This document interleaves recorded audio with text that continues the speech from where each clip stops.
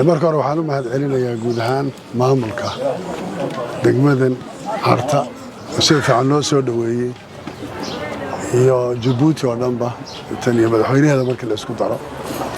waxaan halkan maanta u imid inaan anoo booqasho rasmi ah ku joogay wadanka Djibouti inaan imaado Carta oo base u ahayd dawladnimada maanta Soomaaliya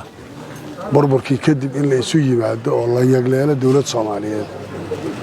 khayraalaasi oo qayb weyn ka qaatay madaxweynaha Djibouti aan oran kara waxay ahayd mid naftii horanimo ah taariikhdeedina maanta ay muuqato oo maanta intii xataa markaas Djibouti soo raaci weyday ilaa in bagaati la isku raaciyo mar labaad Djibouti lagu soo noqdo maanta ay tahay dawlad Soomaaliyeed oo isbedelaysa oo horumar gaaraysa oo ugu dambeysana maanta shabaabka joogana aan filayo madaxweynaha hadda joogay inuu go'aanadu qaatay fulin doono iyagana laga sifayn doono dhul nabadana ay noqon doonto dadka Soomaalidu waxay yiraahdaan Djibouti markii xorriyadeeda laga hadlayay Soomaalidu waxay lahaayeen ha ka yeelin Djibouti oo yani kifaax badan baa loo soo maray oo dadka Soomaaliyeed waxay dhahaan markaa Djibouti way soo celisay abaalkii iyo wixii Soomaalidu ay ku sheeganaysay iyo intii la tabayay in ka badan Djibouti soo celisay ficlan aad baan uga mahadcelinayaa waa taariikh aan la iloobi karaynin maanta dawladnimada Soomaaliyeed iyo marxaladda ay soo gaadhay haddii leadershipku hogaamintu aynan iyadu markaa go'aanada noocaas qaadan oo aan ogahay markaa dawlado badan iyo dad badan inay ku haysteenoo in badan oo kamid ah adduunka ay ka fakarayso inay seen dantooda ku jirto aan garanayo Ismaaciil Culeyska oo kala kulmay iyo caqabadaha ka soo gaadhay haddana inuu ku adkaystay war dawlad Soomaaliyeed sababtoo wuxuu arkayay fikirka saliimkaana oo ahaa hadduu Soomaali waayo isaga laftiisa haad baa cunaysa haadka iyo waraabaha kii aan lahayn ka soo hooyo yaa dib u cunaya marka taasaa sababta u ahayd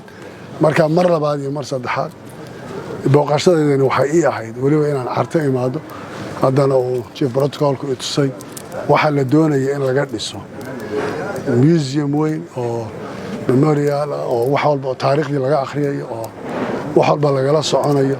in laga dhisayo si ay u noqoto waan rajaynayaa qof kasta oo dawladda Soomaaliyeed yimaado inuu yimaado oo horta Carta waa la sheegay Cartana de faa'iido u ahaydo gobol baa la idinka dhigay ay shirkii baa idin sameeyay macnaha noocaas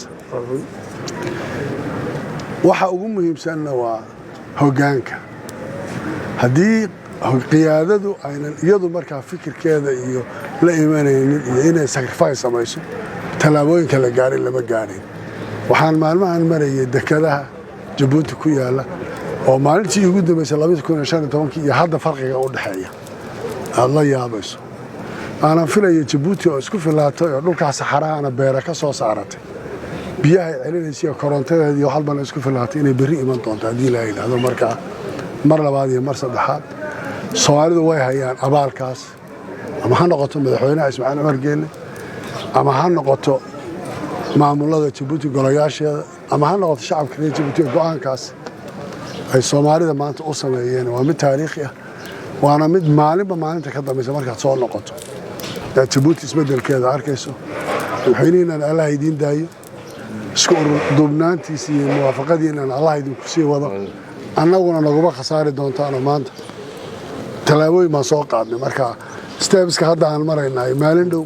waxaad arki doontaan iyadoo Soomaaliyana si walba loo yimaado wax walba ay noqoto marka aad baad u mahadsantihiin intaas